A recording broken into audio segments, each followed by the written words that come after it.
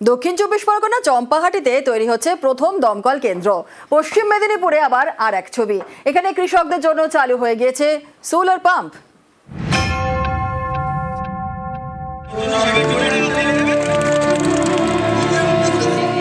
দক্ষিণ চব্বিশ পরগনার বারুইপুর, এখানকার চম্পাহাটিতে কোনো দমকল কেন্দ্র নেই।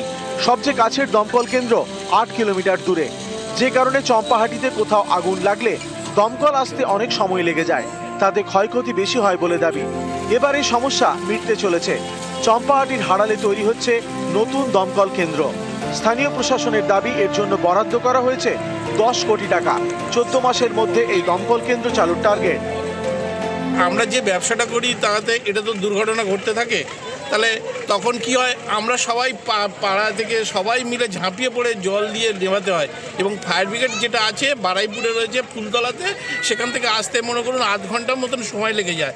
সেই জন্য এখানে হয়েছে খুবই ভালো হলো। এখানে বাজি ব্যবসায়ীরা থাকে, যেখানে আগুন সব সময়ের জন্য বিপদজনক। সুতরাং ফায়ার ব্রিগেডটা এমন একটা জায়গায় করা হোক, আমরা সেই রকম চেষ্টা সবাই মিলে করলাম যাতে 2 থেকে 3 মিনিট 5 মিনিটের মধ্যেই কোনো একটা আগুন লাগলে ফায়ার ব্রিগেড সেখানে পৌঁছে যেতে পারবে।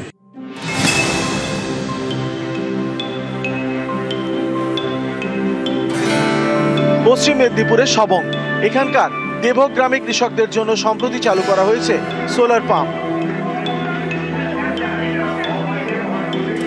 স্থানীয় প্রশাসনের দাবি 47 লক্ষ টাকা খরচ করে এই পাম্প বসানো হয়েছে।